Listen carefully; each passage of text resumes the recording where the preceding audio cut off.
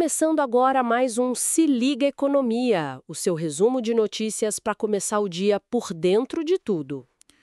Olha, os mercados internacionais tiveram um dia meio tenso ontem, né? Sim, sim, as bolsas lá nos Estados Unidos fecharam todas em baixa, Dow Jones, S&P, Nasdaq.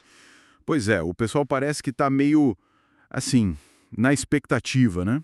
Com as negociações comerciais esperando o tal do payroll. Exato. O relatório de empregos que sai hoje é o grande evento do dia, com certeza. E teve umas ações que sentiram mais, né? A Tesla caiu bem com aquela treta entre o Musk e o Trump. Sim, e a Brown Forman, a dona do Jack Daniels, nossa, despencou quase 18%.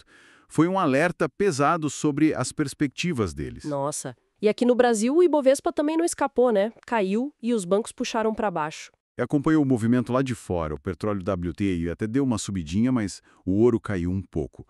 Mas, voltando ao payroll, ele é mesmo o foco hoje. Já tivemos uns dados na semana, né? Criação de vagas no setor privado, seguro-desemprego, Sim, e vieram como? dentro do esperado. Então, vieram um pouco diferentes. Vagas abaixo do esperado, pedidos de seguro um pouco acima. Talvez já seja um sinal, né? Um sinal de desaceleração, você diz, por causa das tarifas, da incerteza? Pode ser. É uma leitura possível, sim. Essa incerteza comercial, o impacto das tarifas, pode estar começando a pesar mais. Inclusive, a confirmação da contração do PIB americano no primeiro trimestre, né? Foi muito ligada àquela antecipação de importações. Ah, verdade. O pessoal correu para importar antes das tarifas entrarem em vigor, né? Exatamente. Aí deu aquele pico e depois, bom. Importações diminuíram. Mas e os preços? Porque o medo era esse, né? A inflação subir. Pois é, e já tem relatos, sim, empresas falando que os preços de insumos, de produtos finais estão subindo e mencionando as tarifas diretamente. Então o efeito tá chegando na ponta, né? Parece que sim, é algo para monitorar de perto. E mudando um pouquinho de assunto, mas ainda em repercussão interna, saiu uma pesquisa da Quest, né? Sobre a reeleição do Lula. Saiu e mostrou que a maioria, 66% dos entrevistados, é contra uma possível reeleição em 2026. É um dado relevante para o cenário político. E sobre os preços lá fora, a Adriana Kugler, do Fed, comentou isso.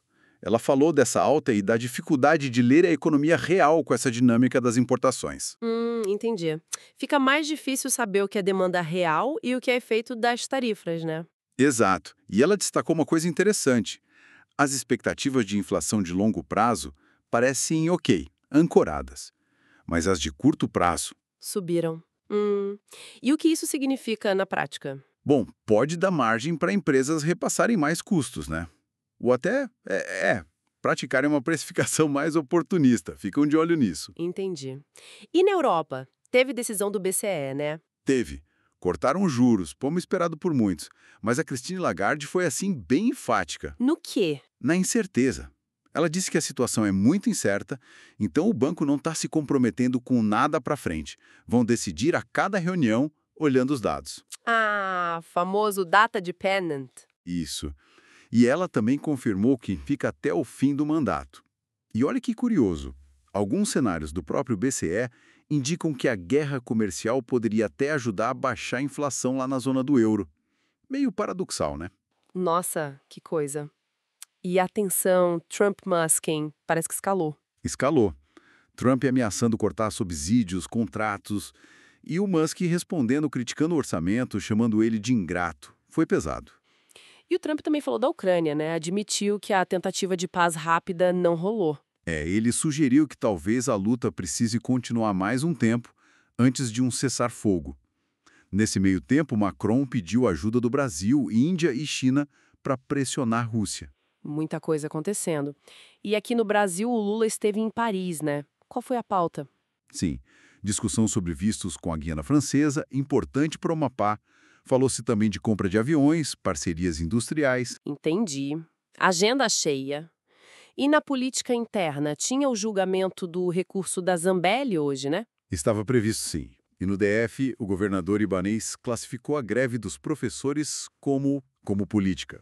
Entendi. Bom, e tem mais algumas notícias para a gente ficar de olho, né? Tem sim. A portabilidade do consignado entre bancos diferentes começou hoje. Pode aumentar a concorrência, né? Boa notícia para o consumidor, talvez. E na ciência, avanços na busca pela cura do HIV. Sim, notícias animadoras nesse campo. Mas, por outro lado, um alerta importante sobre risco de cegueira ligado a algumas canetas para diabetes. Nossa, sério? Importante esse alerta. E para os estudantes, atenção, último dia para o Enem 2025 hoje. Isso, e falando em exames, lá em Portugal saiu o Guia Geral de Exames 2025, detalhando tudo, inscrição online, datas, regras. Muita informação útil para quem pensa em estudar lá. E na Europa, a Comissão Europeia está de olho na tecnologia.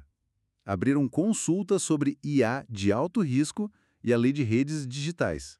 A regulação chegando junto com a inovação, né? Exato.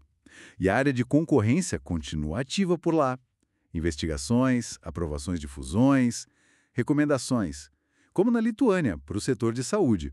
E para os passageiros aéreos mudou alguma coisa? Mudou. A UE avançou em regras de direitos, ajustando o tempo de atraso para ter direito à compensação. Aumentou um pouco o tempo necessário. Ufa! Quanta coisa, né? Economia, política global, tecnologia, tensões, decisões de juros, tudo meio conectado. Muito conectado. Essa dinâmica de tarifas, inflação, juros, é um novelo complexo mesmo. A gente vê os mercados reagindo, as empresas sentindo, os bancos centrais tentando calibrar. Exatamente. E talvez a reflexão que fica, né?